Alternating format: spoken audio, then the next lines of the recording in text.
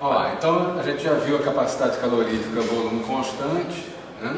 Vou falar agora da experiência de Joule e daqui a pouco a gente vai falar da capacidade calorífica, a pressão constante, para chegar finalmente ao conceito de entalpia, tá?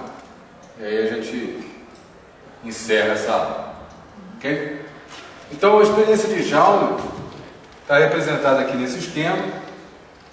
Basicamente ele tinha duas esferas metálicas, tá? Unidas entre si por uma torneira,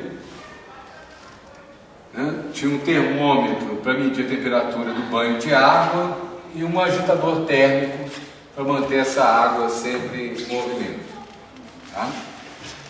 Então existia um equilíbrio térmico, né? E a intenção também era mostrar isso, entre a temperatura da água e a temperatura dos balões A e B. Ok? Então, no balão A eu tenho um gás, no balão B vácuo. Tá? Ele mediu a temperatura, logicamente, antes de abrir a torneira. Né?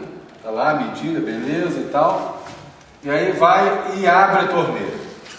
Tá? O que acontece é que, como no B é vácuo, o gás que está no ar expande livremente para ocupar todos os dois balões, né?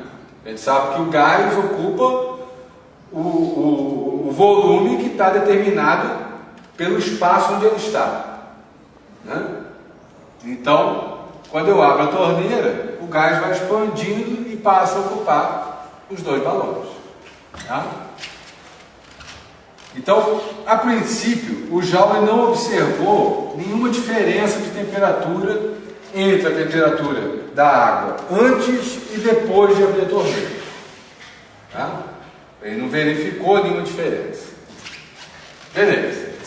Mas vamos analisar exatamente o que acontece em toda essa experiência de Joule, tá? E depois vamos falar um pouquinho da lei de Joule e da outra experiência que veio logo depois, que é a experiência de Joule-Thomson. Tá? Então, ó, não há trabalho, né, nessa expansão. A pressão de oposição... Okay? Então, olha só, no sistema todo, né, o trabalho... Não existe trabalho, na verdade, porque não existe uma pressão de oposição, porque no lado B só tem vácuo. Okay? Então a gente chama isso de uma expressão livre do gás. Então, como eu não tenho trabalho, dW é igual a zero, né? E consequentemente dU é igual a dQ. Ok?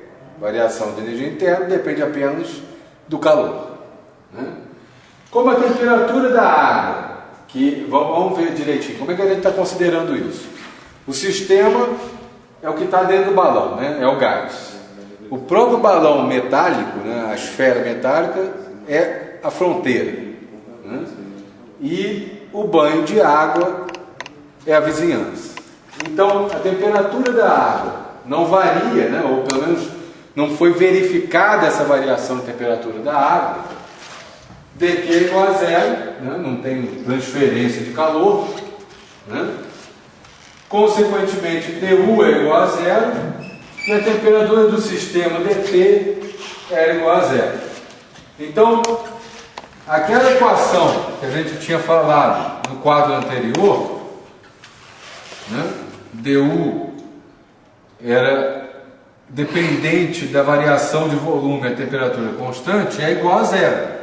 Tá certo? Como dV não existe, né, não existe variação de volume, isso aqui é zero. Então eu estou dizendo que dU, dV, AT é igual a zero também. Ok? Então o que significa? O que o Joule extraiu daqui, né? Significa dizer que a energia interna do sistema é independente do volume. Observe que anteriormente a gente tinha falado que a energia era dependente da temperatura.